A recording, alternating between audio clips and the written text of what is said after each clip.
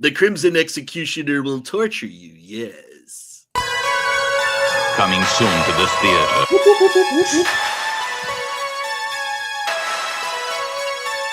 Get him out!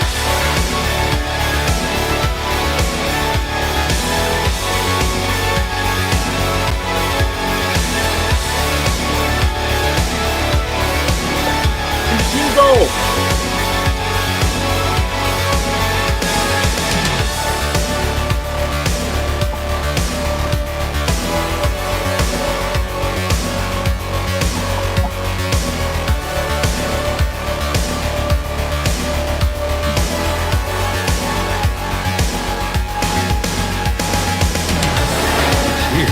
It's alive.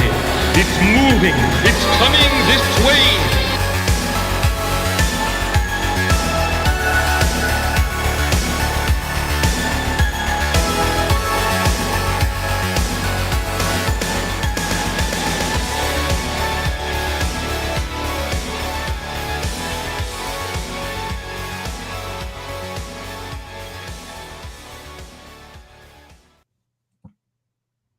Fuck are you doing here? What's up, people? It's Brian. Yeah, I'm streaming again, bringing back the Horror Movie Club. Like I said, I've been trying to kind of like focus more on making videos. Working right now on one about Paul Naschy, and that's going to be released real soon. But still happy to hang out with my friends. Happy to do this stream. I've discovered, I've heard that there are actually other horror movie clubs that have since sprung up, and those are actually being like hosted by people who are friends of the show. So like, you know, much love to them. No hate. And you know, this is a scene where we always fucking steal from each other. So it's all good. Anyway, tonight we are going to be talking about a movie from the 80s, one of the films that helped fuel the satanic panic of the 80s. We were talking, of course, about EVILSPEAK from 1981. We got my boy Matt. What's up, Matt? What's up, brother? How you doing? What up, Preston? Preston Acevedo in the house, in the hizzy for shizzy, sexy motherfucker, and another sexy motherfucker. So thank you, you sexy motherfuckers, for bringing the fucking sex appeal to this Buy me a stream. drink. It's okay, Brian. I got my own drink. I'd be happy to, you know. But yeah. So tonight's movie, everybody, if you haven't seen it, you're interested, there is a link below in the description. Click on that, and that will take you to a free version of this movie. Interesting thing. Whenever I watch an old movie like this, again, right, I always try to find like what's the most recent copy, right? What is like? Is there a Blu-ray release? Is there a 2K? Is there a 4K? You know, not that I can afford to buy that shit, you know, but I do sail the high seas, and yeah, I'll admit that I'm not perfect. And I actually discovered that on Amazon Prime, they have an hour and 44-minute version of this movie. So that's like an extra like 13, 14 minutes. And the one that's linked below and the one that's on Tubi, a lot of other streaming services, those are all the 90-minute versions. I've seen the extended version. You're fine with the 90-minute one. The extended version doesn't add really anything. It just kind of makes certain shots longer. Like everything that they added was cut for a reason, except maybe for like one scene. And I am going to get into that. But EVILSPEAK stars Clint Howard, the legendary brother of Ron Howard, as the unsuccessful brother of Ron Howard. Well, you know, The I don't. loser brother of Ron he's- Howard. Yeah, but here's the thing: he's like in every Ron Howard movie. Yeah, he's in a lot of movies. Well, He's in Apollo I mean, 13. He's like, what do you do with the kid that can't do anything for himself? You got to give him a Well, he's a job. funky looking motherfucker. That's the thing. He's a very funky looking guy. He played an alien in an episode of Star Trek. Did you ever see the one where like Did it looks actually? like, Yeah, I've seen it. Where you don't know what I'm talking about? Where they right where they're talking to this menacing looking alien, and then it turns out that it's not real; it's just a puppet. So, I haven't seen And that Clint Howard is like the actual alien, and he's I've just seen like, "Oh it, yeah, yeah. I just put up this facade just so people think I'm like this scary motherfucker because I really look like this." And yeah, I'm not going to be able to intimidate fucking Klingons, to save my life.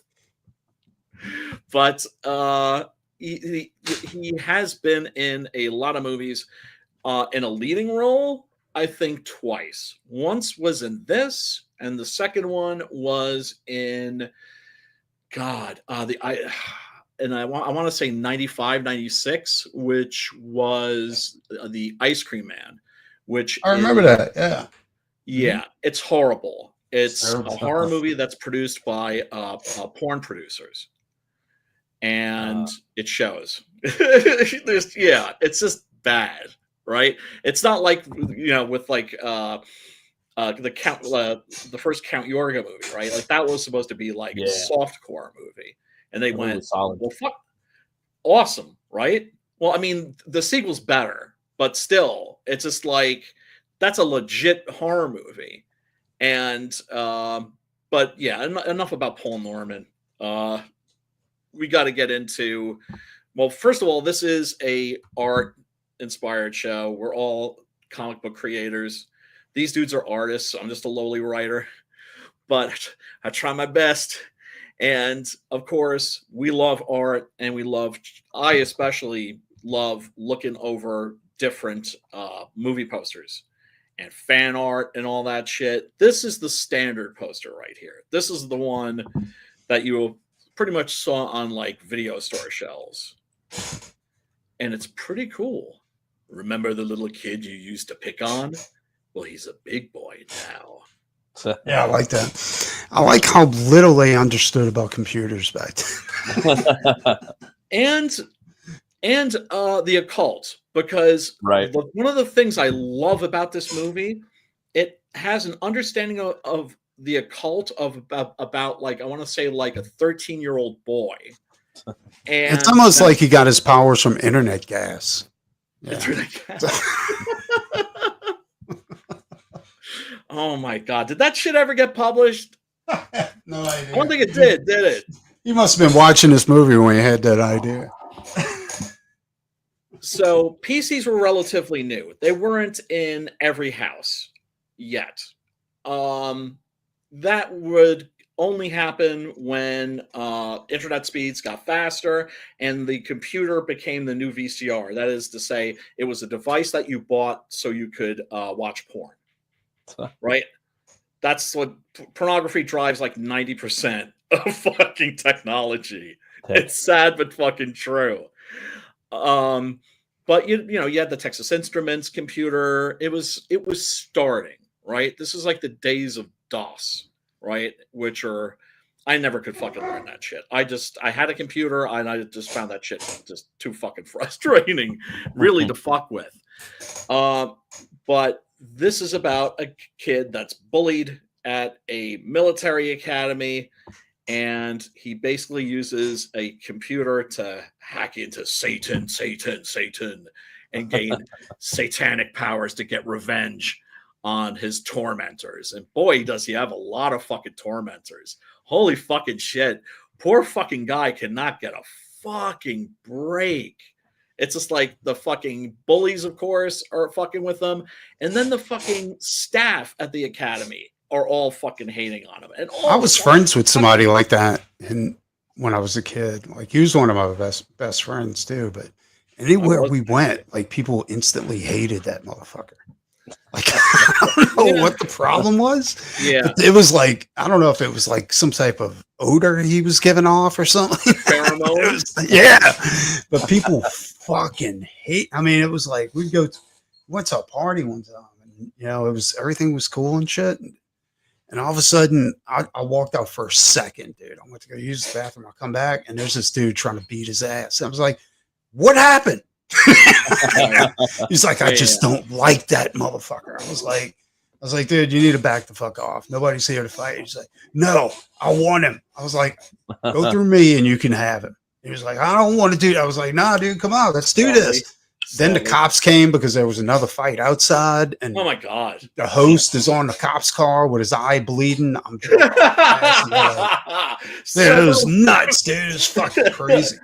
Yeah. Yeah. Well, look, if the host of the party is getting into fights and getting thrown into fucking police cars, dude, it's nuts. Cops are like, everybody leaves now, and I'm like, okay. I was like, that's my car. You got the host on. Cars got blood all over it. It's crazy. That's so fucked up. That was great. It was great stories. That's what I'm saying.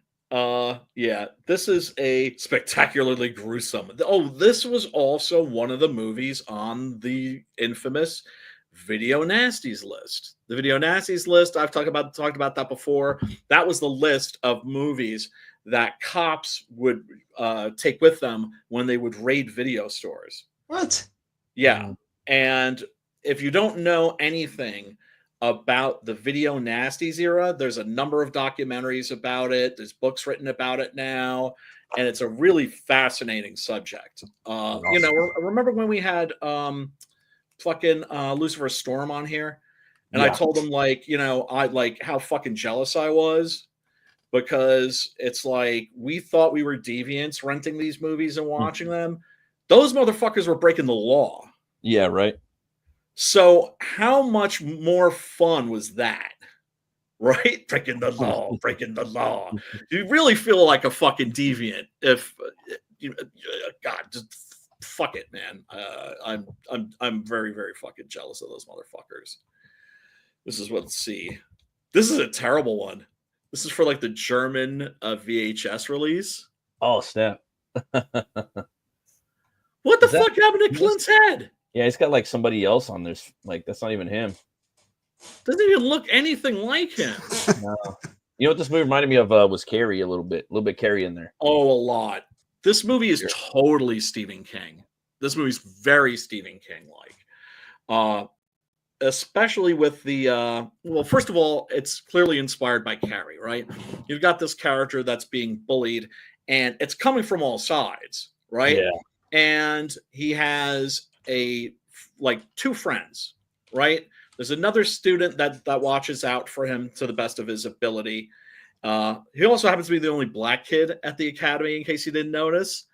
And then there's the cook, right, who hooks him up. He's like late for dinner. He's just like, all the food's gone. Hey, don't worry, I got you. Cooks him a steak, gives him a puppy, steak and shit. Sends him on his way. Poor puppy. But the Stephen King formula is very much followed in this, which is you take a character and you squeeze them and you squeeze them and you squeeze them and you squeeze them. And the way that he discovers Esteban's hidden temple is very Stephen King, right? Because he's down in a basement that he's being, it's his punishment to clear the basement. And one of the things I like about this too is you don't know what it's punishment for, because it's just to fuck with them.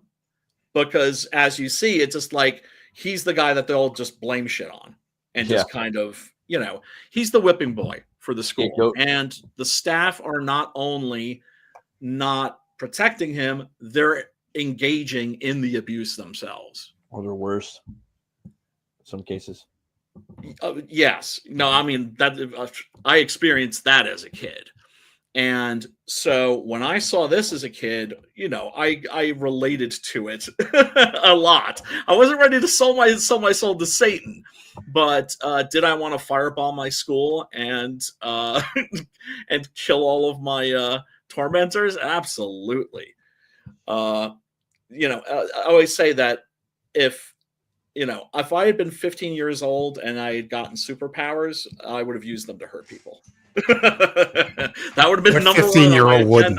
Let's fuck some people up.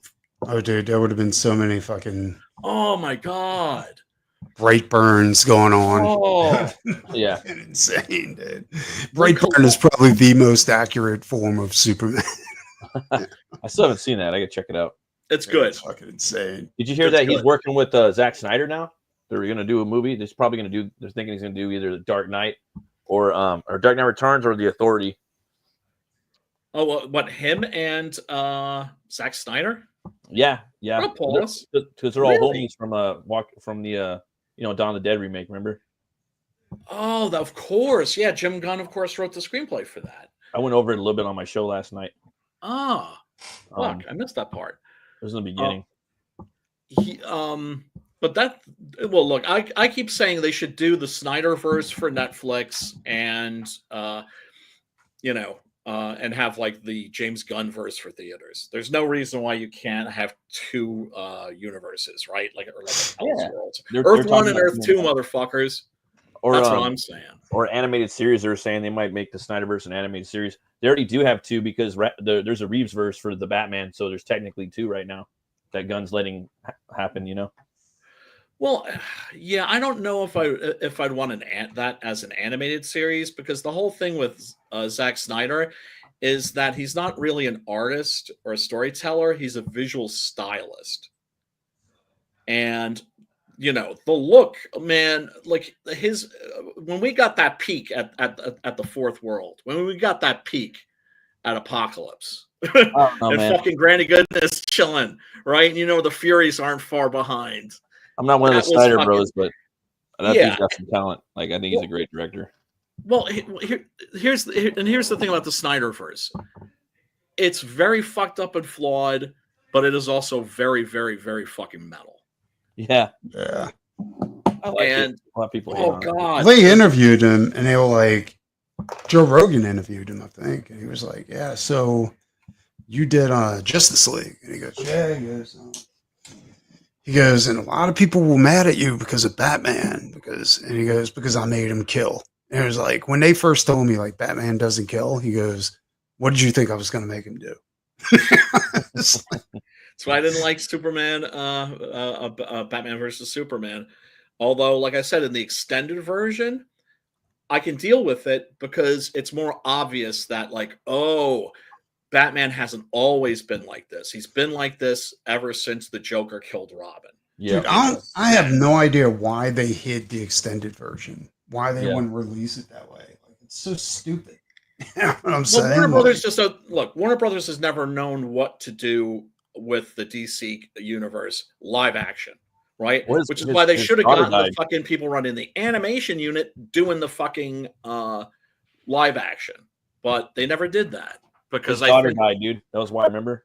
Oh, of course, his daughter committed suicide, and then Josh Whedon had to finish it, and Whedon was like, "Oh, it got in there." He made some of the Batman shit in there actually better. I actually don't like Justice League because of how they nerfed Batman up in there. I like him way more in Batman versus Superman. Way more. He's like the best. Well, it does have the best Batman scene on film. Which one? Right. When he fucking breaks into that fucking warehouse and just fucking obliterates those horrible Doomsday, horrible Lex Luthor, but that Batman scene just kind of it pretty much if they could make a whole movie like that. So don't get me wrong, I got heavy criticisms of Zack Snyder and his movies, but do I love me some fucking Man of Steel? Yes. Do I love me some Batfleck? Yes. I would have 300 was dope. Dawn of the Dead was dope. I haven't seen his new zombie shit. It's kind of shit. I wasn't crazy about it. Here's a Japanese poster, one sheet. Japanese posters always using photographs instead of paintings, but always just, I don't know. Their shit always looks cool. It looks a lot cooler than like the Photoshop shit these days. Wow. Check this out. This looks like, I don't know if this is a magazine article or something. I suspect it is. But there's one thing about the Japanese that we know. Well, we know a lot of things about the Japanese, but one of the things that people don't know about the Japanese is that they fucking love horror over there. That horror movies have always done really, really well in Japan. They fucking love horror. And they love comics, and they love animation like a motherfucker. They love all the cool shit. They love all the dope shit. They love all the fly shit. I mean, manga came from the guy, the father of it was just a big Walt Disney fan, you know. Oh, of course. Yes. Yep. Yeah, the guy that did Astro Boy, right? Yep. And Gigantor. Yeah, it's one of the things that drives me crazy about like anime people. And this isn't everybody, right? Because the old anime people, they fucking knew their shit. But the new anime people, it's like they don't know anything that's like older than like 10 or 15 years. It's like they've never seen it. Captain Harlock, they've never seen 8 Man. Pokemon, 8 Man, any of that shit, dude. Any of that. I like shit. Vampire Hunter D is my favorite, and then Fist of the North Star. Those are like, Dude, you got to check out Yeah, 8 Man. boy, that's 8 my Man, shit the right movie, there. like the motion picture, is fucking insane, dude. yeah, there's a Of lot what? of stuff I got to check out. Yeah, what was I gonna say? Let me roll the trailer here real quick. Give you people an idea of what you're in for when you check this out, and you really should check this out. Here's the thing: I can't say that this is like a great movie, but I really enjoy the heck out of it, and for some reason, I've found it rewatchable. Right, like every couple of years, I come back to it and always find it entertaining. Hail, Paulus. Thanks for stopping by, brother. Yeah, boy. All right, this is the new Scream Factory version. Everyone's known a boy like Stanley Coopersmith. Stanley Coopersmith. He's the kid. Cooper Dick. That's what they all call him. Cooper Dick. Yeah, and there, of course, are his douchebag tormentors. Everyone used to pick on him. Yeah, and they're all fucking with him, especially because he is not good at sports. And the rule at the school is that everybody plays in sports. So he sucks. So sucking at sports in high school when I was growing up meant you were a piece of shit. This is even worse because he's like on the team, right? Mm.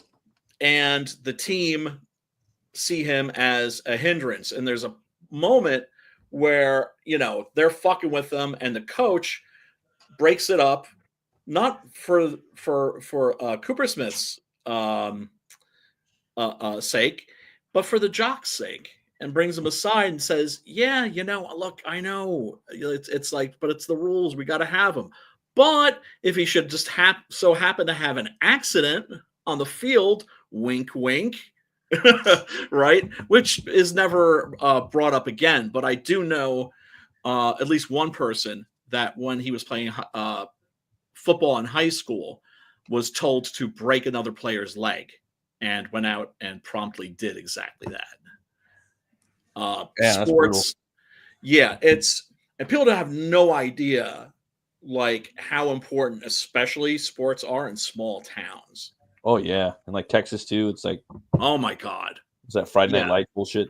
Yeah, so the jocks are like coddled gods. Like they can literally get away with fucking murder because it's like, well, you got to let him go. But he just drove a bus full of kids off a fucking cliff. Let them all die. And like, well, you got to let them go because the big game's coming up. Yeah. You know, that general attitude. Screwed up for the last time, Cooper Dick. Speak. You see, everyone thought Stanley was a joke. An outcast with no one to turn to. You guys broke my catapult. You're gonna pay for that. No one except man's most advanced machine. Yeah, so Clint Howard, of course, tormented by these bullies, by these douchebags, tormented by the fucking staff, basically fucking tormented by everybody in this. And he happens upon, now this is like the really Stephen King part of the movie, where he is cleaning out the basement. It actually reminds me a lot of the Stephen King short story, Graveyard Shift. I thought you were going to say that. Right? Where it's like the job of these guys to clean out like this immense basement that's just full of foul, nasty shit. Right? Yeah, exactly. But there's also kind of like a hidden world, right? That is to say, it's because if you read early Stephen King reads a lot like Lovecraft. because Yeah, that's it's who he pulpy, was dude. mainly imitating. And that's who his pops was like. What his pops did, you know, just like Yes. Howard is, or you know, he was a pulp writer. Yep. You know, Howard's dad was a doctor though. Yeah, I mean, Stephen King, you know, was abandoned by his father. You know, I don't know if he ever, well, I don't think they were ever reunited because Stephen King Right. said, yeah, if we were reunited, I would reunite his face with my fist Yeah, for what he did to my mom. yeah, I could see that. It's understandable. I think Oh, he fuck yeah. might be a medium, possibly Stephen King. You know, I know he kind of went nuts over the whole like TDS shit. I know he's got he's got fucking Trump derangement syndrome, but he's a fucking legend. Yeah, he is. He's got some dope shit. Oh, so much dope shit. Wait, is this fucking freezing on me now? I'm not a huge Stephen King fan. I like the movies, but I don't read. I haven't really read. Oh, the novels, those early novels. You should are read fucking Joe Hill, untouchable. Stephen King's son. Oh He's yeah, way better. I Lock- read Lock and Way Key. better. That's the only thing. He is. No, he is, dude. Read Heart Shaped Box. I'm telling you. And the ghost dogs and shit like that, dude. Fucking crazy. I was reading Solomon Kane. I was gonna start reading like more on Sundays. Like that's my reading day. But I was barbecuing earlier. Oh yeah, it's also worth mentioning that Richard Mall from Night Court plays Esteban. Yeah, Right. They brought that show back, Yeah, no, I mean, he was in some low budget horror movies. He was in this. He was in The Sword and the Sorcerer, Yeah, which that was the one. isn't a horror movie, but is definitely a sleazy entry in the sword and sorcery boom that happened in like 81 and 82 when we just got this fucking stream of at least what, like Tons. 7 or 8 fucking Yeah. sword and sorcery movies, and they were all good too. There's a ton of them, like from Argentina. I think they made. I was Oh doing. well, a deep there were dive some shit over ones the from summer Italy. on that. Like I'm not talking about shit like Throne of Fire. I'm talking about like shit like you know, from the mainstream Barbarians. studios. Dragon Slayer was awesome. Beastmaster Dragon was Slayer awesome. was awesome. Excalibur was awesome. Sword of the Sorcerer is trash, but it's awesome trash. I fucking Dragon love Slayer that movie. was fucking Really good. Really yeah, it good. had some gruesome scenes in there, dude. When the Yes. dragon, the For a kids Disney were movie? eating the bodies and shit. Best dragon ever, like ever on film, in my opinion. Best Yeah. dragon ever. And it's And also the Pit and the Pendulum. yeah, that's a good one. Pit and the Pendulum was awesome. Are you talking about the Vincent Price? remake? Or are you talking about the one with Lance Henriksen, or are you talking about the one with Barbara Steele and Vincent Price? Lance. Oh yeah, that Oh, was pretty okay. cool. Okay, because the Roger Corman Pit and the Pendulum. Yeah, I think Barbara Steele like the hottest I've ever seen her. Yeah. Deathstalker, man, that's another good one. Forgot about Deathstalker. The first one's really good. Oh god, it's so much Can't fun. wait for the good in quotation marks, right? Awesome, I would say.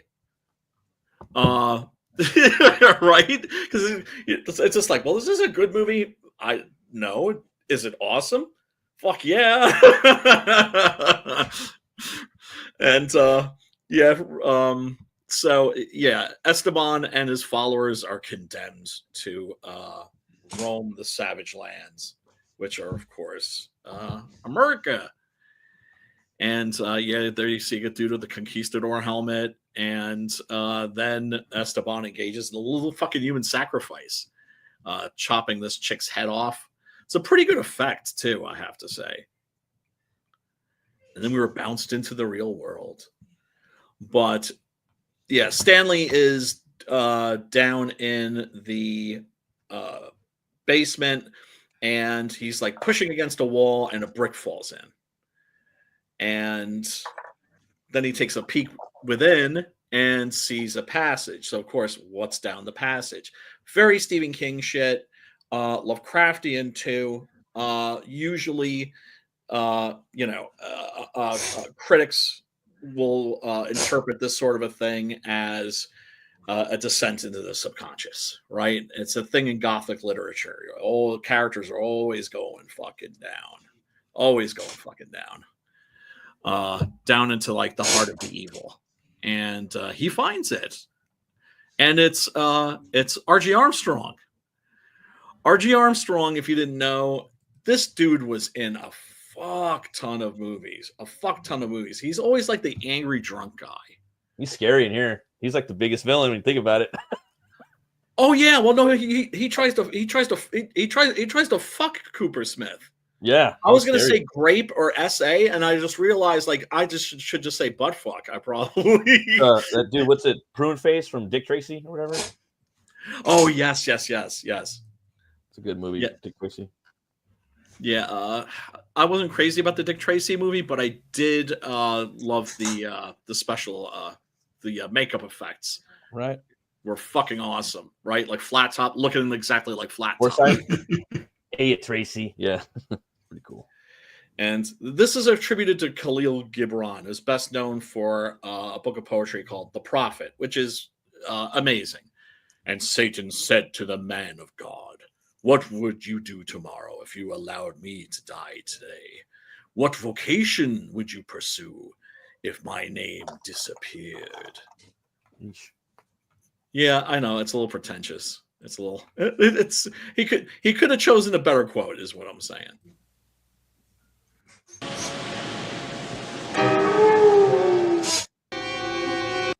Oh wait, okay. That's right. This isn't the trailer. Hold on.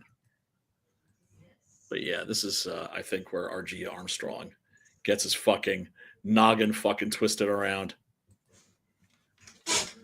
God damn, I'm gonna say the last, like, for me, it's like the last half an hour of the movie is the best part, I think. Oh, it's not even close. It's not even close. And that's the thing. It's like if you're watching this, trust me, this movie is entertaining. It didn't bore me for a second, but you don't get to the awesome until the end. But the end is just ridiculously awesome. It's like one of the best endings ever. It's really, really great. The Metal Cartoonist, what up, bro? Everybody go and subscribe to his channel. He's doing some videos too. God damn it, man! I'm trying to run videos and shit ain't working. Oh, there we go. Okay, yeah, this is a trailer. Stanley used the power of man to call on the powers of evil.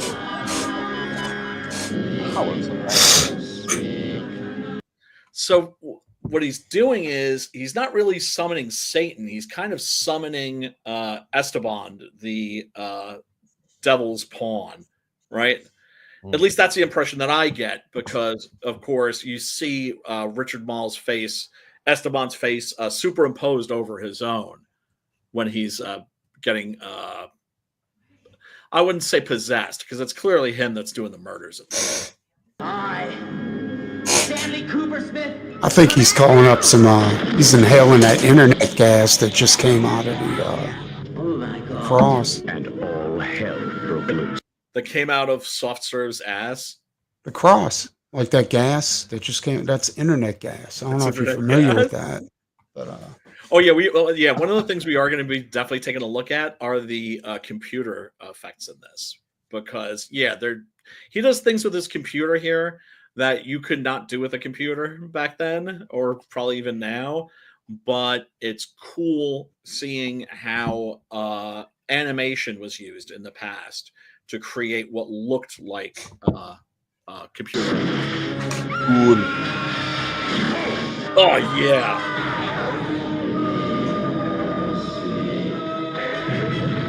Mr. Lambert.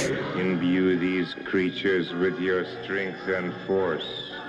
Let them avenge me. He's channeling his inner Vincent Price right there, Richard Mall. What'd you say?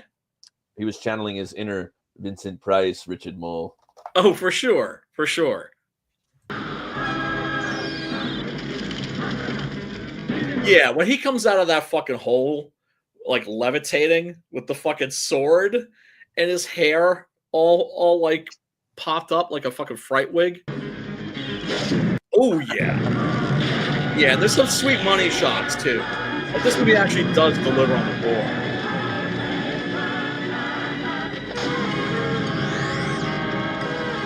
We'll call him off. Yeah. Evil speak. Remember that little kid you used to pick on? Well, he's a big boy now. He's a big boy. Well, he's a big boy now. Yeah. Well, I mean, I think it was Valentine. That was like a 2000s slasher movie. You know, that was like the Scream era, as I call it, right? Yeah. With after that came out, it was the return of the slasher, and this one actually wasn't bad. It was actually okay, but that had a really great tagline, which was, "Remember that boy you used to pick on? He remembers you," which I think is way better. He remembers you. But yeah, fucking R.G. Armstrong plays this drunk that's down in the basement, right? I guess like the handyman, and he decides that he's gonna fucking have his way. It's like, whoa, he's gonna. I was like, Yeah, no. he's born for bong. He's born for bong, and he's I'm like, gonna make a girl out of you. I was like, what? I'm gonna show you a little trick. I wanted some pussy. I was like, Turn a dude, boy into a girl. Yeah, but I mean, look, R.G. Armstrong, usually plays like these real scumbags. He doesn't care. Well, you know what? He's probably the mindset that it's not gay if you're pitching. Yeah, right. It's only gay if you're catching, right? So either that, or it's just anything that's warm and concave will do the trick. We'll do the trick for him. He's not particular, and that's when the computer comes to life. It's like Stanley has been transcribing a grimoire that he finds. Right, that's like the journal or the testament of Esteban. And as he's translating this stuff from Latin into English on the computer, it's like he's creating a spell, right? And ultimately, it's like the spirit of Esteban is in the computer, and it's he's able to reach out and do certain things. And one of those things is taking fucking R.G. Armstrong's head and fucking twisting it around. Fucking actually, that was awesome. Yeah, what I love here is that you've got the pentagram, which is flying up in the air, and there are these after shots of it, right? And then that comes to represent his spinal column. Twisting that head.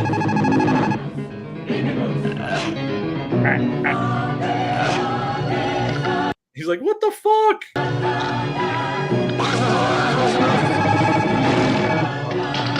Yeah, boy. See ya! We don't want to be that. Serves his bitch ass right. I think I need to see that again, actually. Because that's actually all those fools.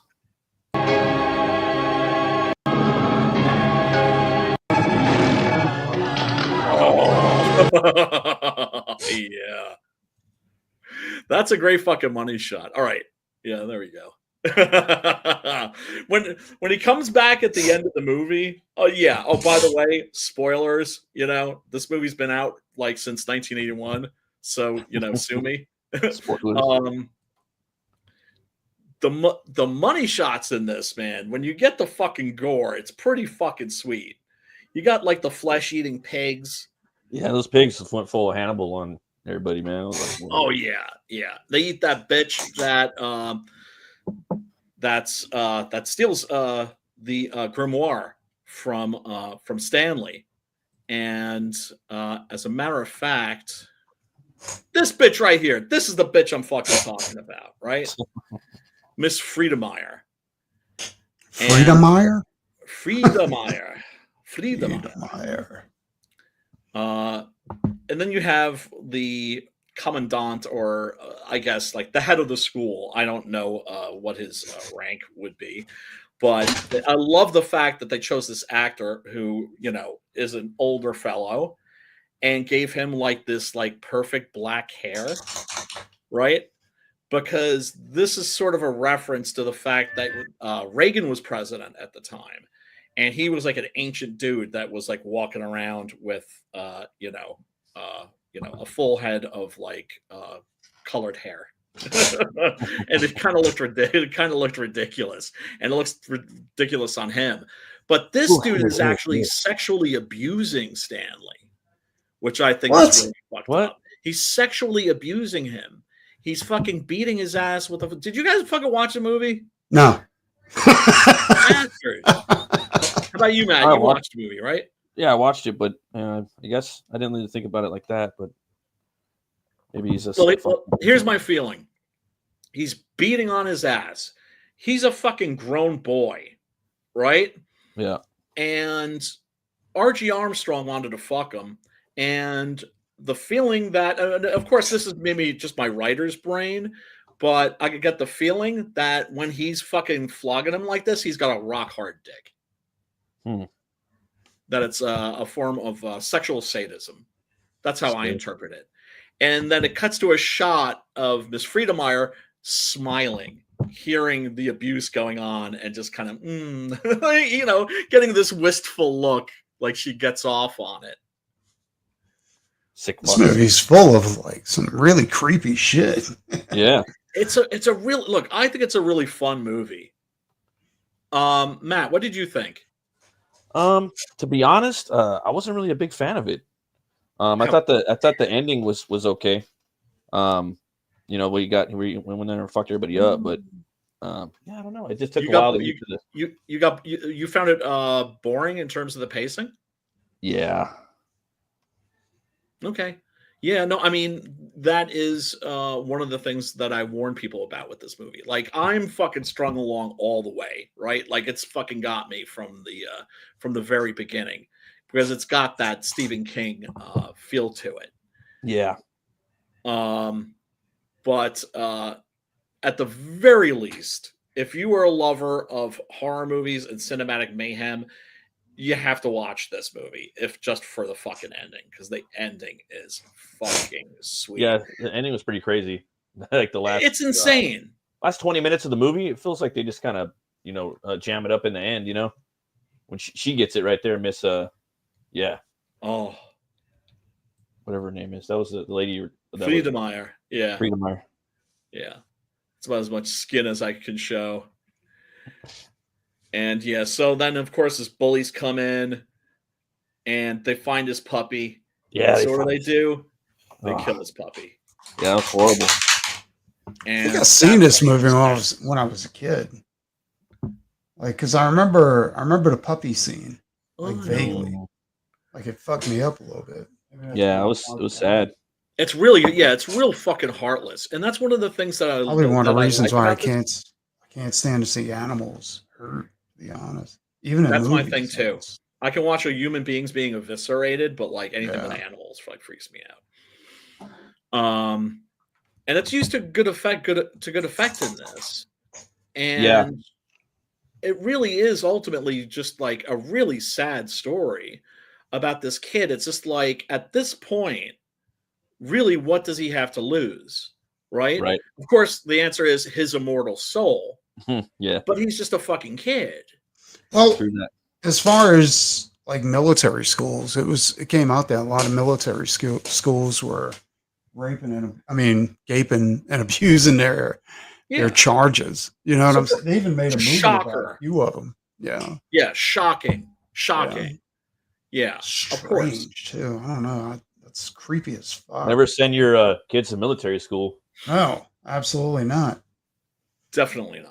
Especially after seeing this movie. It's funny though. It's like whenever parents try to push their kids off on other people, so they ain't got to take the responsibility for them. It always ends really, really badly. Yeah. Whenever it gets tough, they don't want to. In real life, yeah. This fucking dude, the guy that cooks the steak for him and gives him the puppy, right? Yeah. He's like the one righteous man in Sodom, basically, right? Yeah. He's like the one righteous guy. And because that dude's always there, even in the worst places. in the extended version that I watched last night, the conversation that he has with him, like one of the pieces of bonus footage that I actually thought did add to the movie was him asking Stanley, like what's up with you? Like you do not belong here, because this is the place where rich people send their kids when they fucked up, and so they send them here to get their asses straightened out. And so we get all like the scumbags and the misfits and shit like that, like the real pieces of shit. And he's basically like you're just like a normal kid. And of course, Stanley tells him that he's orphaned. His parents died in a car crash, and so the school so graciously took him in as a charity case because it's also a religious school, right? Yeah. Another reason I don't trust religious schools. Oh, Yeah. dude. It's the abuse that goes on in those places is It's almost amazing that people still worship that shit. Well, it's not the religion. It's the fucking people, and it's putting people in a position of power who really like power. Yeah, but if God exists and he created that and he's letting that happen. Yeah, but he created everything, dude. Well, because let's be honest, these are temples specifically for him, and they're raping kids. Which he said, don't do, right? And that's, you look at if you look at the crucifix. I mean, in the Bible, does it say it's okay to have your way with your altar boys? Or no. Because if it does, then I'm whatever. I mean, if you guys. But here's the thing. Here's the thing. Humans gonna human, right? No. You can't go back. You can't be both ways. You have to pick a side. Like either you're going to be a righteous man worshiping God, leading a flock, or you're going to be humans going to be human. You know what I'm saying? I mean, like, you know me, I'm a religious guy. And the way which is strange that you're a religious guy. And I like the fact that my friends tell, because sometimes I'll ask my friends, like, am I like overly like Bible thumpy religious? And they're like, I'm not talking about that. I'm talking about following a religion that tries to cover up child molestation. You're mixing up the religion with the church. Well, the church is the religion, though. It didn't. There's so many branches in the Catholic religion. Yes. Isn't the Pope supposed to be the closest thing to God on earth? Which is bullshit. And doesn't that mean? Well, how can you claim to be Catholic if you're going to go ahead and say that the Pope is bullshit? Like that doesn't make any sense. You need to read this book right here. You need to read this book right here. But isn't the Pope the Catholic religion? Isn't he the Catholic religion? Well, yeah, you got to talk. He's your connection to God. In fact, in the Catholic Bible, doesn't it say like you really can't pray directly to God? Like you have to go to confession and spout your sins to the priest, and then he'll relay them to God. Right. That's why you need to read this book. Because do you know who the Gnostics were? No. Have you ever heard of the Nag Hammadi manuscripts? No, not at all. They were the original Christians. Okay. And they were strictly non-hierarchical. Wow, I can't believe I said that right the first time. Non-hierarchical. That is to say, there was nobody in the church that was above anybody else. Okay. There were no priests. That doesn't sound profitable at all. Not at all. Not at all. Also, here's something else that was a big no-no. They believed in the equality of the sexes. Women were equal to men. Can you see why this? Can you see why this didn't go over well with the people in authority? So Mary Magdalene was one of the disciples, in the apocryphals. Like Jesus made her one of the disciples, and they kept it out of there. Yes. And where did Rome go? Rome became the Vatican. Yeah. And look, I don't mean to diss my Catholic friends, and we know that there's Catholic people out there who are righteous. Mark Millar certainly among them. Yeah. And I've always been fascinated. Obviously, I was raised Lutheran, right? So no crucifixes or anything like that. But I've always found something beautiful in the ornamentalism and the symbolic nature of some of the rituals in Like Solomon the Kane, huh? Catholic Church. I'm Well, glad no, you Presbyterian. said it the way it is, that they're rituals. Well, Like yeah, almost no different than satanic rituals. no, pagan Well, I mean, you're drinking the blood of your rituals God and eating his body. and eating his flesh. So, I mean, Yeah, but it's the body of Christ. and you're also, there's parts in there where the sacrificial told you to do it. lamb and things like that. I mean, how is that any different from the satanic Bible where they sacrifice a goat? There is no. Or- First of all, there is no satanic. First of all, there is no satanic Bible, right?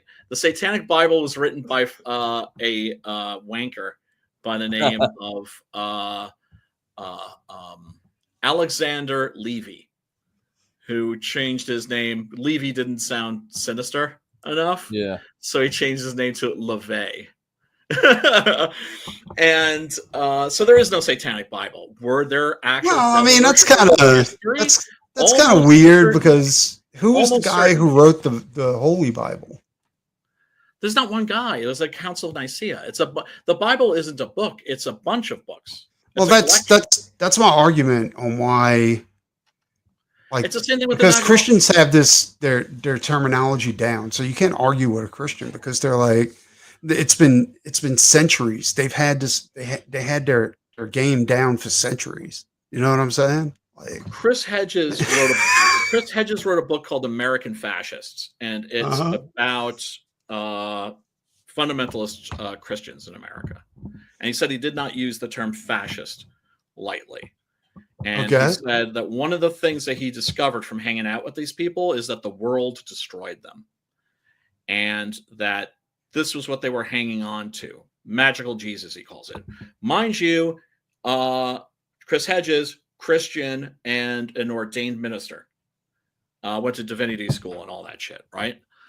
And he says if you try to pull these people out of that world, their illusion is what you're saying. Yes, they're going to get really, really fucking angry, and they're going to get really, really hostile towards you. Every time I challenged anybody and had the conversation we're having, yes, oh my god, they would lose their fucking shit. Yes, that's what I'm saying. That's why I'm quoting Chris Hedges here. He says they will fight you tooth and nail because what you're doing is you don't understand faith. Right. Yeah. I mean, look, there's Paul Sart says he grew up. Oh, that's interesting. I grew up in the LDS church. I'll stay out of it. Well, I will say this from everything I've seen in all the different churches I went to, it's kind of just like Metalopolis, right? It's all the same. But the one thing that is consistently consistent with every one of these people that has to find some religion to go to is they're scared to die. Well, I think if you're looking for a religion, that's probably a problem. You're looking for some comfort in death. Sort of kind of finds you, right? Like dude, like I always say, trying to explain faith to somebody that's never experienced it, it's like trying to explain love to somebody that's never. Well, isn't faith kind of like just just a shitty way to say that I don't have any other choice. I have to believe this. Otherwise, I believe that there's nothing on the other side. And if I believe there's nothing on the other side, then that means that when I die, I just cease to exist and everything I've done is just for nothing. No. No, it's not. No, it's not. Because what you're implying is that the person knows deep down inside that what they're believing is bullshit, but they're choosing to believe the bullshit. Kind of like Don Quixote. It's mentioned in Don Quixote. Don Quixote's not insane. I absolutely believe that everybody who does this believes that deep down they believe it's bullshit. No, there's the real thing too, brother. There's the I real honestly thing believe too. that. Yeah, because if you have a rope and you have a candle burning the rope and a knife on the other side that's going to fall into your child, and you have a choice. Yes. Between you could kill yourself or you can have faith that God will find a way to make sure that No, well, nothing that's magical happens to your thinking. child. Well, Would that's you have magical thinking. faith? So you wouldn't have faith. You would just say, all right, Well, well, no, slice the wrist. no. I wouldn't have faith. You would. I Would you don't have believe. faith I that don't something would believe. happen, like a magical wind would come and blow out that No, candle? no, dude. You totally misunderstand. I don't believe in petitionary prayer. So I don't think No, not prayer. Not prayer. right. You have faith that your God would intervene. No, I don't have faith that my God would intervene. What the fuck are you Well, talking why about? wouldn't you have faith in that? Because it's your God. It's Well, your religion. because- You would have faith that something would happen to stop that from happening. No, that's magical thinking, dude. That's magical thinking. Well, isn't faith magical thinking? No. How? You see, now you're doing double speak. You sound like a Wookiee. It is different in that it is not a belief that wishing for something will make it true. Well, what is it? What is faith? Well, dude, exactly. What is faith? No. That's like saying, what is a woman? What is faith? No, it's like, no, dude. It's like saying what's love. Preston, you've been in love before. Why don't you tell us what love It's a chemical. It's a chemical reaction to the. Dude. What? So tell me what faith is. If you're gonna be that reductionist, is there no fucking romantic bone in your fucking body, bro? There is. That's because like some chemicals came together inside of my body and it made me feel a certain way. We are souls. And seriously, ask anybody that's seen a ghost. Ask anybody that's seen a ghost. And I guarantee you know somebody that's seen a ghost. Yeah, but usually they're full of shit. And those people lie like a motherfucker. Usually the people that tell me that they've seen a ghost are the ones that have told me wild ass stories that are so unbelievable. Yeah, like absolutely. See, for me, it's always been and their stories change over time. Like, so okay, then you've been talking to the wrong people. You've been talking to the wrong people, for sure. But you see, you deflect it. You see, now you're deflecting. No, dude. I mean, like, seriously, are we talking about like B horror movies, or are we getting into like a metaphysical discussion? That's the thing. Are we? Because if we want to get into metaphysics, we can get into metaphysics. I can. No, we're talking about horror movies, but I was sidetracking you with the theory of the prime mover, for instance. We can bring up Saint Augustine if you'd like. I don't. I'm not going to go. We could bring up, people like Richard Dawkins and Sam Harris, and weigh them against people like Chris Hedges and Cornel West. Yeah, but this doesn't explain your belief in faith. This is none of this. Well, because faith is something that by its nature cannot be defined. Like magical thinking. Love is something that by its nature. But you can define it. Fucking defined. You can define it. Like you can define anything. See, yeah. You see, like when they say people die and they see this bright light and stuff like that. It's their brain comforting them when they pass to the other side. Yeah, that's because you only believe in the physical world. Nope. Just to be clear, everything I said was to back you into a corner and make you stutter like you're doing right now. I actually do believe there's something on the other side. I just don't believe that it's associated with any religion. Well, why would you fucking come with me on a stream where I'm like anticipating? I'm not expecting a fucking religious debate. I'm talking about fucking horror movies here, and you're supposed to be my boy, and you just come on here just to fuck with me. Yeah, pretty much. And God damn it! Hold on a sec. I got something for your ass. Let's see here.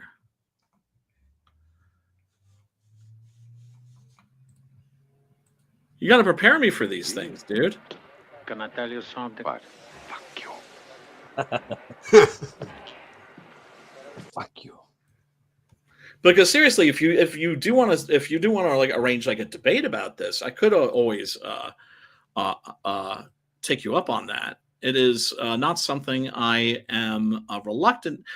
Well, I shouldn't say it's something I'm reluctant to talk about. It is something I am willing to defend. But the thing is, you have to be willing to listen. That is to say, if I'm telling you that I don't, in other words, you're kind of lumping all Christians into one group.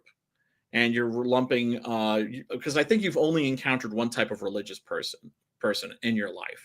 No, I've encountered And you've all had a of them. bad experience with the church, and it's hurt you. No, And I haven't been hurt by and I anything. understand where that shit comes from, dude. Trust But me. you're confusing. People have done horrible things, right? No, There's the fucking. That's not what I'm saying. What I'm saying is, I've never been hurt. I've tried. I went on a search, and I found absolutely nothing. Oh, that's why. You see what I'm saying? Like, yeah, okay. There is what I've found is that it's just a Yeah. bunch of people scared to die. Yeah. And they have to pray. They have to kowtow to an invisible that's all friend bullshit. That's all to make bullshit. sure that they are carried over to the other side. Now I know what your issue is. Now I know what your issue is. Your problem is you are looking. Which don't look. Which means to me, what you do is you wait for something to come to you.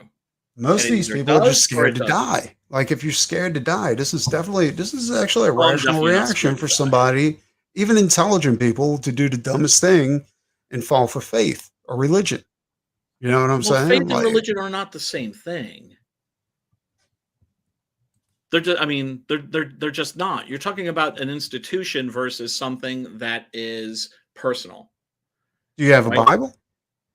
Do I have a Bible? Yeah. Yeah, of course I do. Do you read it? Do you follow it? No, well, no. I mean, don't. Well, remember, the Bible was not meant to be taken literally in the time in which it was written. Do I think that there's some shit in there that's true? Absolutely. Archaeologists have been finding shit, for instance, right? Like we know that there was a great flood. Oh no, there's a ton of self-help books that I find interesting too, and they also have a bunch of stuff that what you would benefit from. You would benefit from. Wait, do I have the only thing that I found that actually made sense was Buddhism.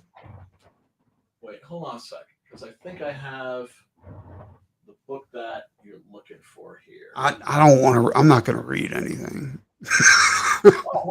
What? Like your beliefs are that shaky? You're not willing to have them tested? No, I have beliefs. I'm just not going to read anything. I don't have the time for it. All right, you need to check out the Jefferson Bible. I'm not. Do a search for it. You can find an audio I book get on it.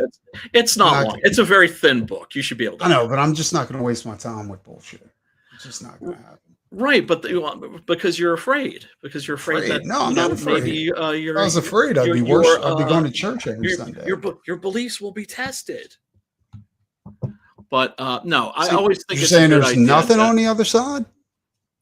No, I think it's always a good thing to question your beliefs, and I've never been afraid to. And I think that faith doesn't mean anything unless it's tested.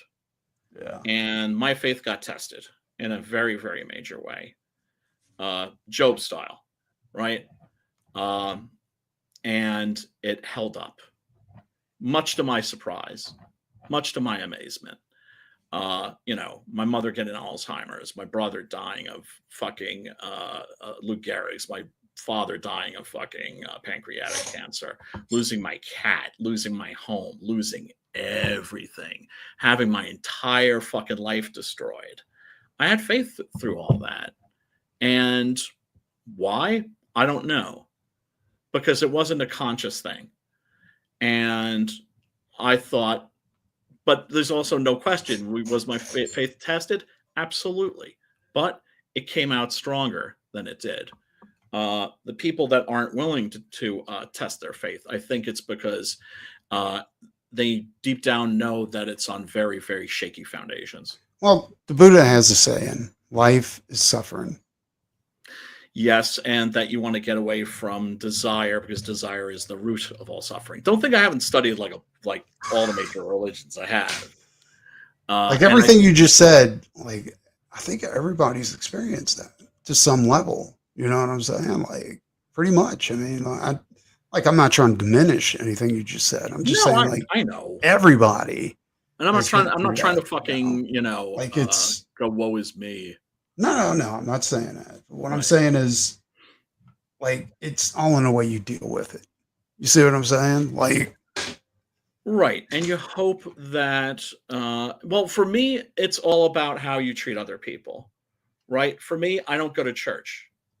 For me, what am I doing? How am I exercising my faith? I'm setting up a support group for people with depression and bipolar disorder. That to me is that's how I don't know, worship God. That's the best way I could describe it. But see that motherfucker, you got me to virtue signal. That was your plan the whole time. Was to get me to fucking virtue signal. I'm not a virtue signaler. God damn it, bastard. All right. okay, Anyway, back to the horror movie. yeah, that would be nice. I believe God is a vengeful God, See, I know. When the big scorekeeper. and that's later on in life I came that way. Yeah, no, I believe in a more just and a loving God. I believe he's that way too, but he's also, you know, he's gonna bring the heat too. You know, he's gonna test the shit out of you. Yeah, well, you know, if it hadn't been for Christ stepping in, right, and taking that shot for us, and and the reason I'm a Christian is the only way I could ever learn to love God was through Christ. You have to understand that I didn't have a very good relationship with God. I always believed in God, but I hated God for a very, very large portion of my life, and now I'd say we're on speaking terms. You know, the guy up there? When he adds up the ledger between good and evil. Right. And this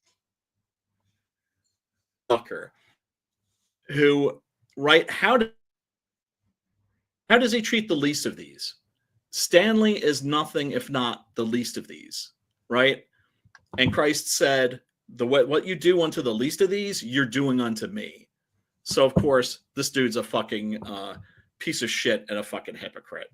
And I love this shot here, too, because you're seeing the portrait of Esteban right in the same shot, which makes me wonder, okay, it's like in the extended version, he actually goes and gives a tour of the school to this benefactor. And he does mention, like, yeah, that the church was built on top of where there had been like a satanic temple. So he kind of knows. Yeah. He doesn't know that shit's down there, but he knows that that's a spot, and that was a common thing, building churches over places that had previously been pagan sites. So it's not beyond the realm of possibility. If the counselor has a picture of the satanic leader in his office, like, wouldn't that mean like the counselor follows Satan? No, he's not down with Lucifer. How do you know that though? Like, why would he have a picture of him in his office? Because the place was he was the founder of it, right? So he founded that place.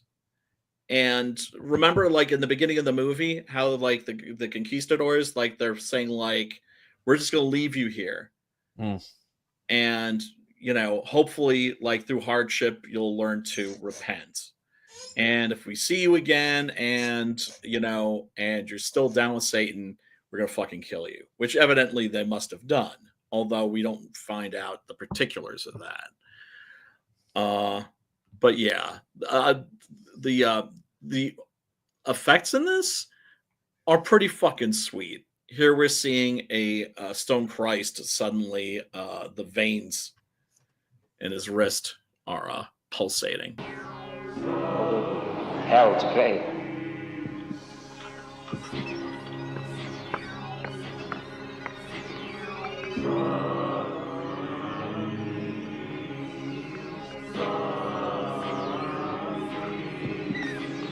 Oh man, it's like immediately just the look on these motherfuckers' faces. It's super satisfying. Those are like the most evil, demonic people are the ones that take advantage of Jesus, Oh, dude, I would not want to fucking be. I would not want to be like.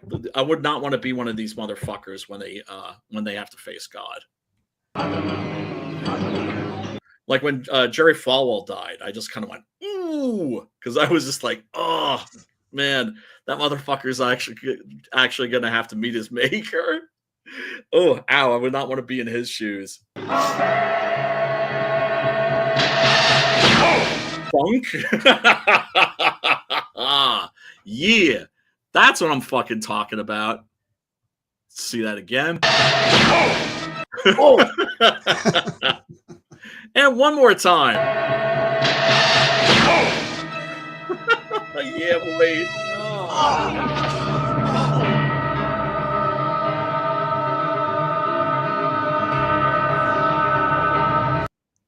That was pretty wicked. Yeah, it was pretty wicked. And it gets more wicked, too. Holy fucking shit, does it get wicked. Wicked man!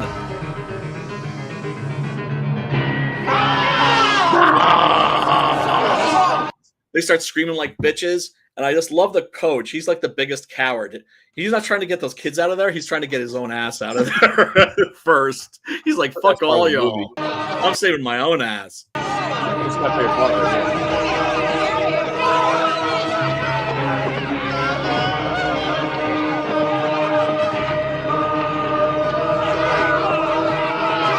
And that motherfucker had it. What do they all have? So when the big scorekeeper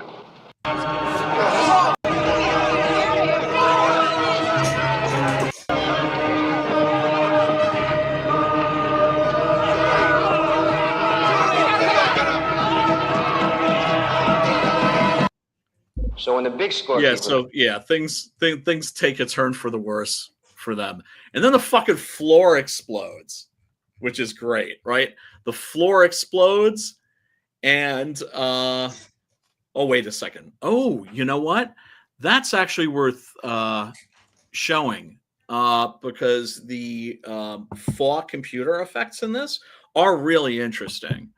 This is pre Last Starfighter. This is pre God, I'm trying to think of the other Lawnmower Man.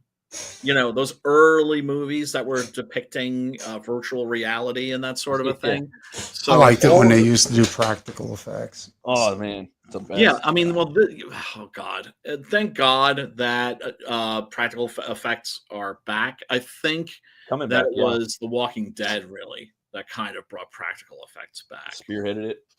I do, and gave people a appreciation for it. Yeah, I mean, look at the Terrifier series, look at Nosferatu. You look at a lot, like most horror these days. It's very rare that you see shitty CGI gore. But yeah, this is way, way, way back in the day. So computers weren't doing this kind of fucking shit. Yeah, this is a compilation I found of all of the computer animation sequences. So let's take a look at that.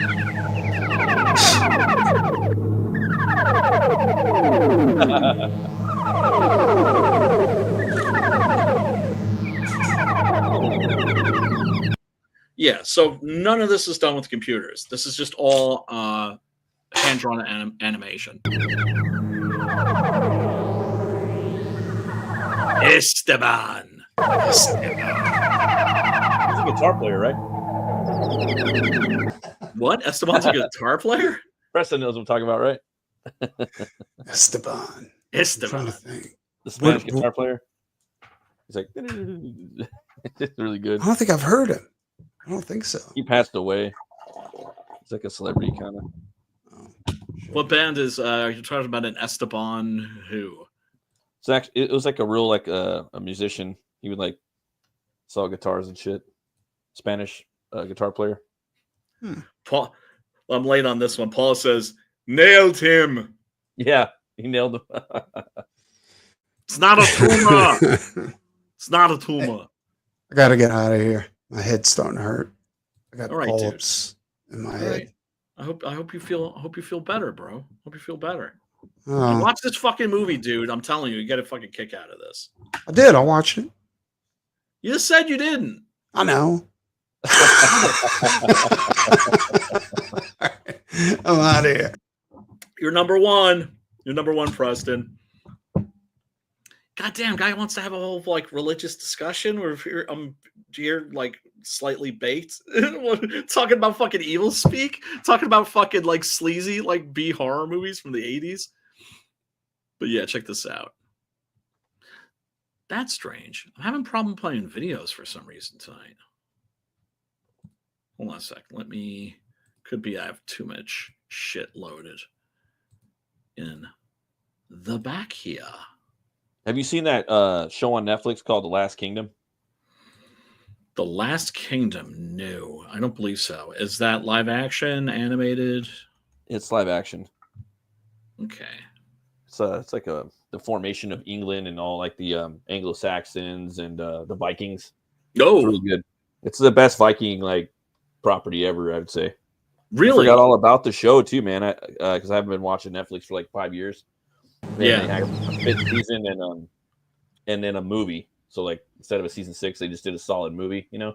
And the actor's a German guy, but he's like really good. And the first like he's very like Solomon Kane kind of. His name's Uhtred, son of Uhtred, and it's based on these books too. I guess The Last Kingdom, but yeah, you would really like it. And the first season, man, he like, well, I don't want to spoil it, but the first like fucking 2 seasons are really good, and everything else is pretty good too. But he's a Britannian, but he's raised by the Vikings, you know, and the Vikings murder his father, and they raise him, you know, and he gets this sword, dude, that like he like meets this blacksmith and like gets all the little pieces to make the sword. You'd really like that. And it's season 5, and he's still got the fucking sword, and it's got this badass like thing in the hilt, you know, like glass thing. And Nice. each season it jumps forward like 8 years, you know. So by like season 5, he's like 50s, in his mid 50s, you know, but he's still kicking ass. And the dude's he's like my age that plays the role, but hard recommend, dude. You know, I'm just taking a look at it on the Internet Movie Database, and it's like showing me like, you know, the trailer and everything. Mm-hmm. And I remember seeing this and passing up on it because I was thinking, oh, great, more Vikings, right? Yeah. Because the Viking series I realize that it's very popular. People love it. I think it's dog shit. Yeah, I like the first like 4 seasons, then after that it kind of loses. But this is like First season was all the people that are like the big Viking people or whatever that are into the shit, that whenever they discover this, I'm talking about Scandinavian people, whenever they discover this people show, actually know their shit. They're like, oh yeah, Last Kingdom, that's the best shit ever, you know, especially like the first like 3 seasons, dude, you know, because it's also about the formation of England, you know, dude, the first kings. And whenever they go to like York or something, it'll say like the old name that the way it's written, and it morphs into York. Like it's still even the fifth step. It's even anytime they go somewhere, do it like a change in the setting. You know.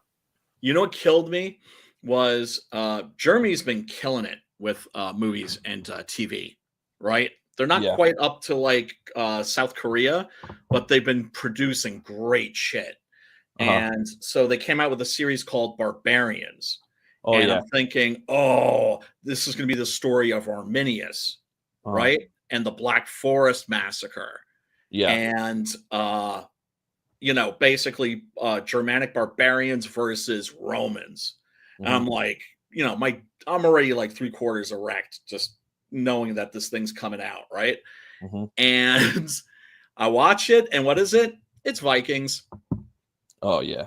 Give fuck all about historical accuracy. You know, yeah. Didn't give. I mean, really. I'm like, there's not a German that doesn't know the story of the Varusschlacht, of the fucking Black Forest Massacre. And how do you botch that? Right? That's crazy. It's just, you fucking dude, yeah. Yeah, But I'd recommend Last Kingdom though, man. It takes a minute to get going, but once it gets going, it gets good. Rutger Hauer's in the first couple episodes too. He's like the that's Viking an added king. incentive. and he becomes a slave, dude.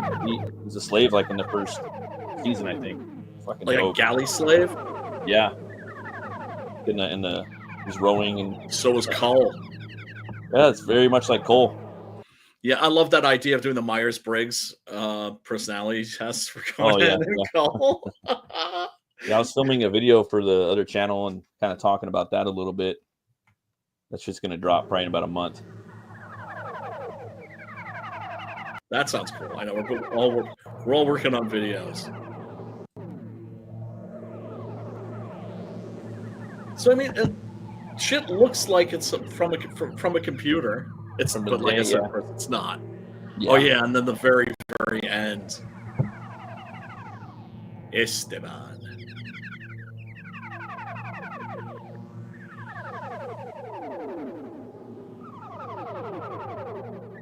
There's Richard Mall. Wait, what do you want? What's the say? Human blood.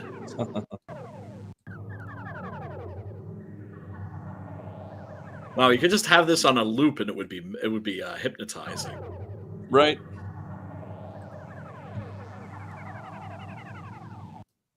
But yeah, it's I think it's a super fun movie.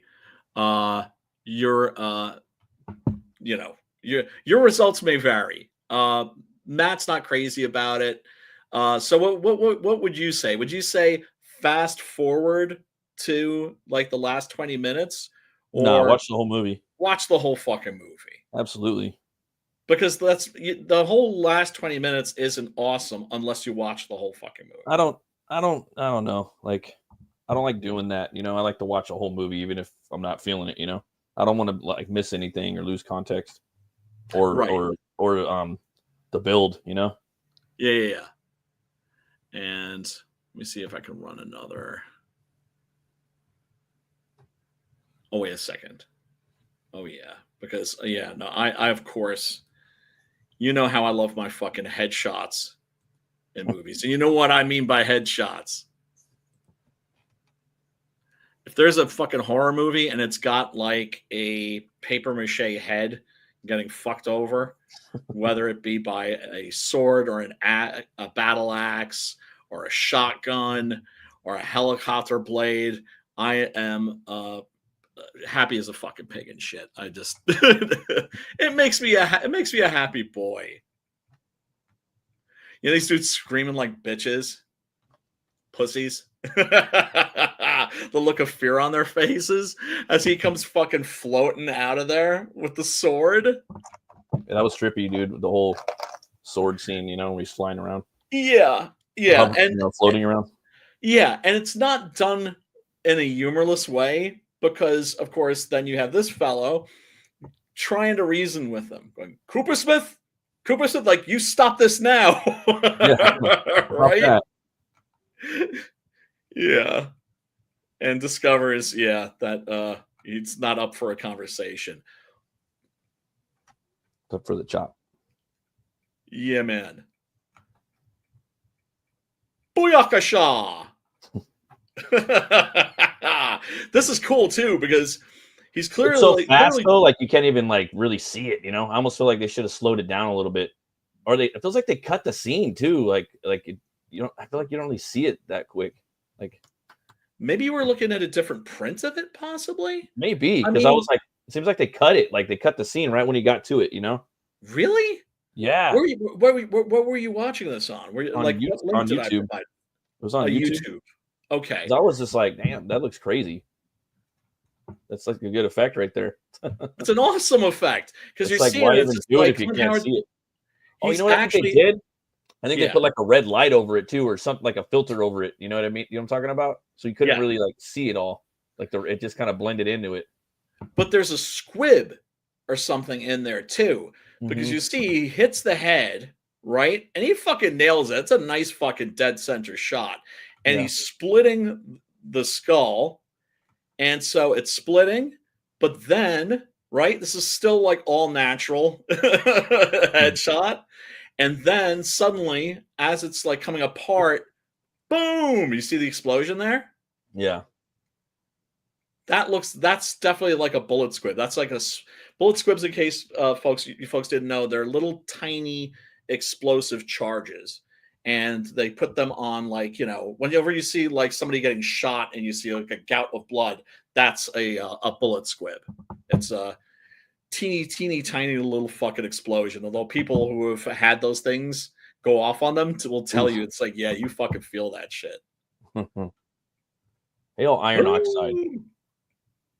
Oh, and then you get a nice little aftermath shot here too. And he summons the fucking hell pigs. Oh yeah, look at this. Look how, oh, this is just fucking classic right here. Look at this. Yeah, that one's pretty rubber. Not even, because you'll notice, and it's one of the things I like. Once again, it's just like, this is one of those movies, everything that's wrong with it, I wouldn't fucking change. It's like part of the charm. Yeah. Watch how this thing comes apart. It breaks apart like it's made out of, like, I'm guessing plaster of Paris or something like that. You're seeing crumbs flying. Yeah. Like, look at all the debris. Like clay, dude. Boom. Yeah. Right. And then the head that hits the floor has a little more attention to detail. That's like not a bad head. That's probably actually definitely taken from like a cast of the actor's face. This one, I don't think so much. That's crazy. The side of it just. Yeah. And his revenge is complete. But everybody, like I said, link is below in the description.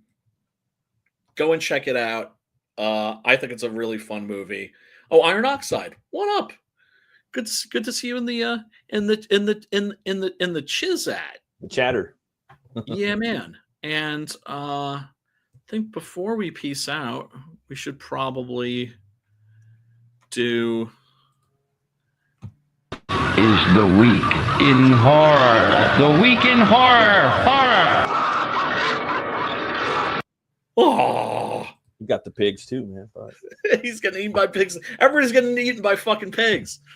Let me see. Has there been anything major going on? I know that oh, that's right. Yes, the Thing gets a special 4K screening with John Carpenter and Bong Joon-ho, who did if I'm not mistaken, I want to say Parasite. Or am I thinking of the guy that did The Host? Yeah, it's like a series that they're doing called, here, hold on, let me bring this up. That Cabinet of Curiosities, I was going to say earlier in the show tonight, that one episode where he's in like the grave and he's dealing with all the rats, that kind of reminded me of Graveyard Shift a little bit. I really like that. That was my favorite episode so far. Yeah, that is cool, that's based on a story by Henry Kuttner. That is fucking spooky as fuck, and I've seen it adapted before poorly, and the way it's adapted in Cabinet of Curiosities is way better. Oh, crazy! See, yeah, you know something about it, Brian. I didn't. You knew even more than what I thought. I was just like, "That's cool," but you're like, "Yeah, I've seen the whole fucking thing. I read it." Cool. Oh yeah, no, I mean, I know a lot about literary horror too, because when I told myself I was going to dedicate myself to being a writer, I was like, read the fucking classics. And that doesn't mean just Shakespeare. It doesn't mean just Dickens.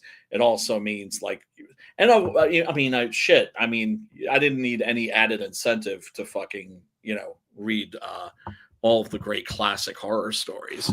And the thing is if you want to give yourself an education in like great horror literature, like short stories, you can go to your fucking Barnes and Noble and find for like $10 these amazing fucking anthologies, because the shit is all public domain. And the library too. Like and the libraries are yesterday with the fam, and like Damn, dude, you could check out like unlimited books now. There's no, Really? get, like 20. Yeah, at least the one where I'm at, like it's badass. Like you can get all kinds of shit there. They have DVDs too, Blu-rays, comic books, graphic novels, manga, all kinds of cool stuff. Nice. But yeah, this is I mean, what's the point in even mentioning this? This is fucking only happening at the David Geffen Theater. Tickets open to the public February 21st, 9 a.m. Yeah, you ain't getting them. That shit's gonna be fucking sold out real fucking fast. Right. The Monkey is coming out. I can't say I'm looking forward to it, mostly because it has Tatiana Maslany in it. And I'm kind of Tatiana Maslany'd out.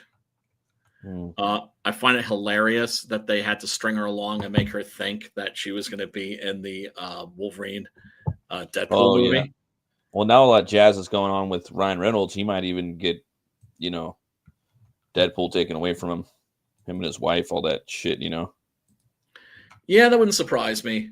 But I doubt it, though. I think he's just going to kind of disappear for a little bit and then come back, Well, here's the thing. He made them a fuck ton of money. Yeah, that's that's why. And I'm sure they resent him for it.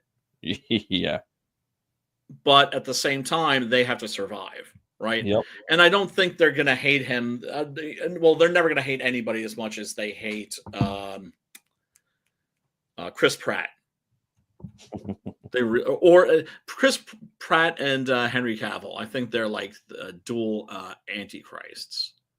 For the yeah, but some pretty sad news. Did he pass? No, he's in hospice, so he's not going to be around for much longer.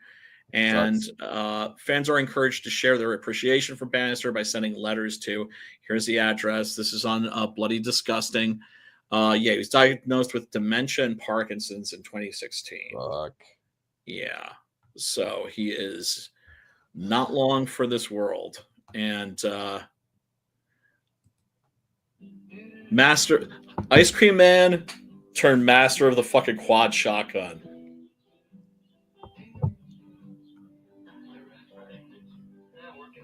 Are you getting sound? Yeah, I got it. Thank you.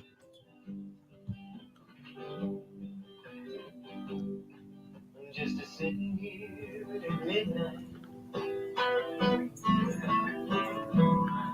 And I've been sitting here till you. What you want, kitty?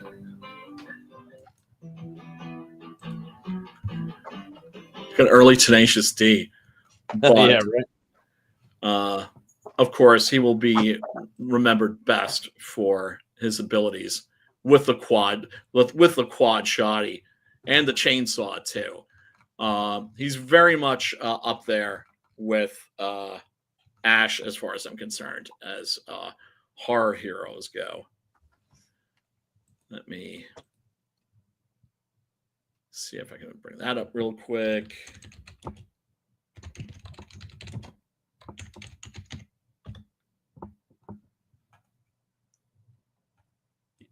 Yeah, here it is. Hold on. All right, yeah, because the quad shotty is like one of the fucking coolest things ever, I think. Right. Let's see here.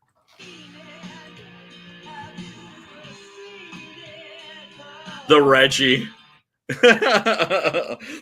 See, I never knew that that the quad barrel shotty is oh shit. This is the fucking so the dude owns the original. Oh, no, he owns a fully functional replica of the quad. That's fucking awesome. The Reggie. Oh, wait a second. Are we supposed to not show GUNs on YouTube? I don't know. I don't think it matters, but it's like a new thing or something. Let's see this fool actually fucking blast this thing, though. Just decimating those little fucking satanic dwarves.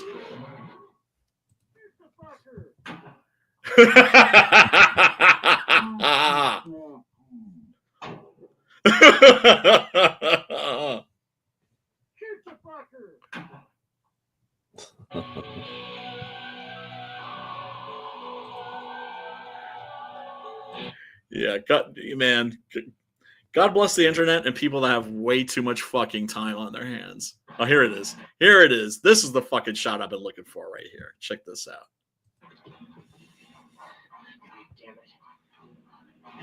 Booyakasha!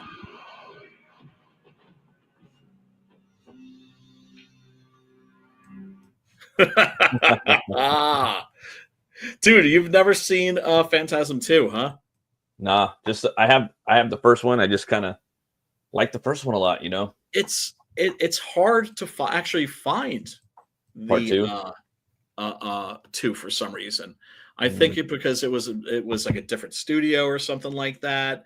It's like whenever you get like a box. I mean, I don't think has there even been a box set with All the four. entire series on there. But I don't there's think 5 so. of them now, right? They made the 5th one not too long ago, huh? Or maybe. Yeah, but I still haven't watched it. Yeah, I haven't seen it either. I'm afraid. Yeah, I don't know, it's man. Not by Coscarelli. Yeah, I kind of want Coscarelli just to kind of make movies, you know, just get in there and start making some dope shit, you know, like Bubba Hotep or Beastmaster. Like, I think it's cool when he just kind of bounces from stuff, and you know what I mean? Yes, very much so. Very much so.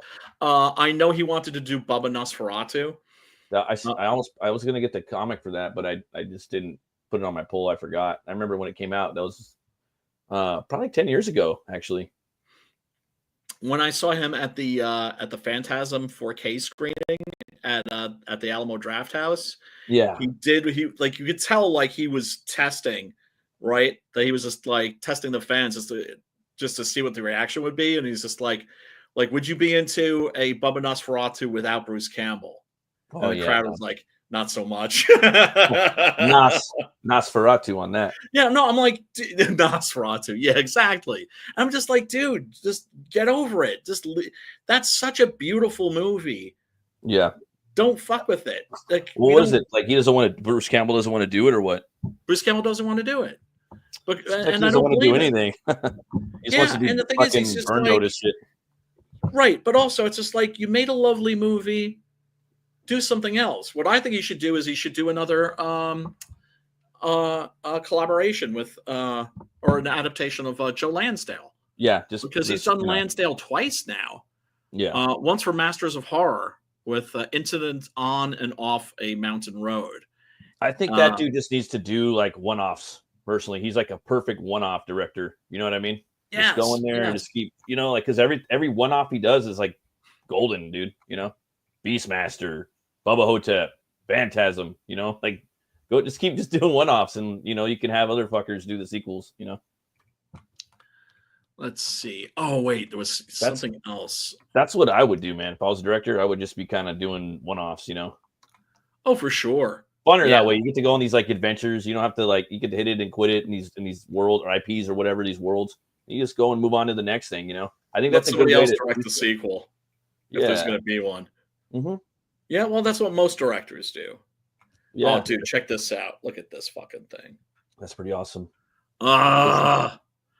Want, not need. Want, not need. Yeah, they're doing a NECA, who make awesome fucking toys. Yeah, they do. Are doing a action figure of Peter Cushing specifically from Horror of Dracula. They took so much of the Hammer stuff off of Tubi. Like the other night, I was just trying to watch, you know, some Hammer, and there wasn't that much on there. You know, I mean, there was a lot, but not what I wanted to watch. You know, I was looking for some Christopher Lee. They didn't have Dracula on there, or no, they didn't have Frankenstein. They didn't have the Mummy on there either with Christopher Lee. I almost watched Hounds of the Baskervilles, but I wasn't feeling Sherlocky. I wanted to watch, you know, the other stuff. I was also looking for Oliver Reed's Werewolf. They didn't have that. Yeah, like they were just like all the ones I felt like watching. Even some of the Dracula movies I wanted to watch, they didn't have on. I was like, really? Where were you checking? You were checking Tubi? I was on Tubi. Yeah. Well, normally Tubi has everything. Well, I mean, they generally do, but what you want to do is you want to go to the IMDb and also, and you know, because they fucked the IMDb up in so many ways. Yeah. But one of the cool things they did was they put in a feature where it'll show you where you could see the movie. That's cool. Right? I didn't know that. That's cool. As for the Hammer movies, I don't know where they're showing those Right now. Let's see. Put in Peter Cushing. Hammer time. Oh well, they got fucking Blood on Satan's Claw here, but that's not Hammer. No, Oh, they got the Gorgon. They got Twins of Evil. Beast Must Die. That's Amicus. Blood Beast Terror. Don't watch that piece of shit. The Uncanny. That's an Amicus anthology about cats. Horror stories about cats. Oh, it's like the Vampire Lovers. A couple. You see, it seems like they took a lot off. Like I remember back when we were doing the show, you know, Yeah. they had like everything, bro, that I wanted to watch, and now they kind of streamlined it. It seems like.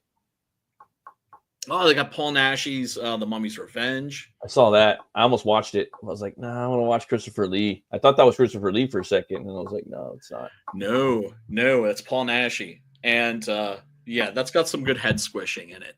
And then the Asphyx is on here. The Asphyx is a really interesting little movie.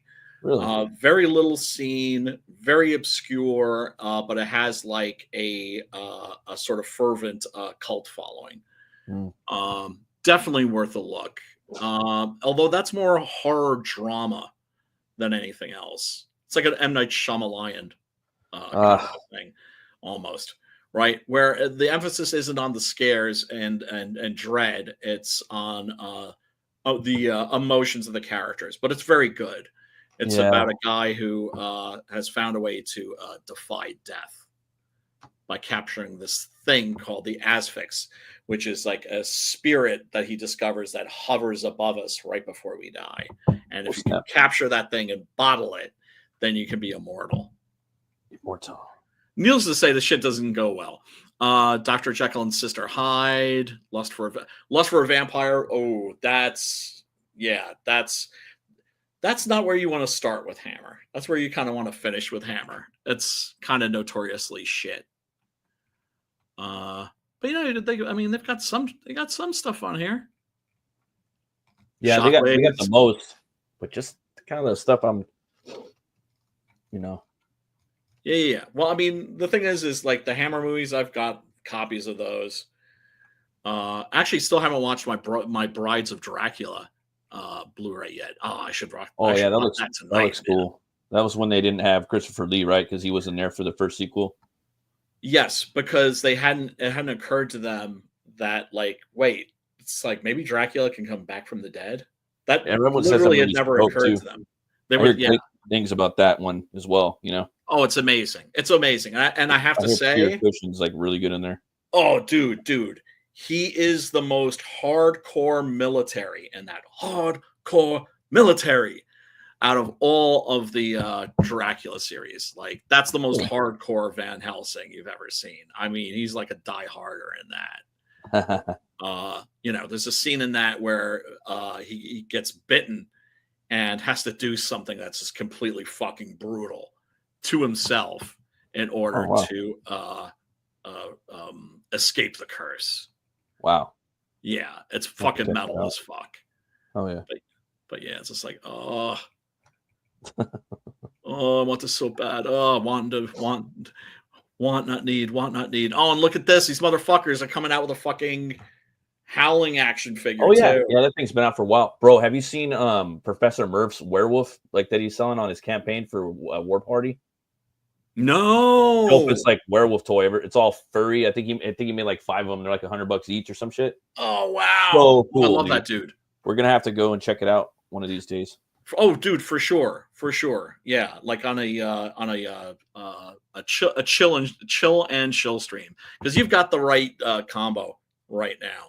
I think, and I think I'm going to start doing more live streams like that too, where it's just like we bullshit about something and like, oh, check out this campaign, check out this book, and Professor Murph has been killing it. I love that dude's stuff. I loved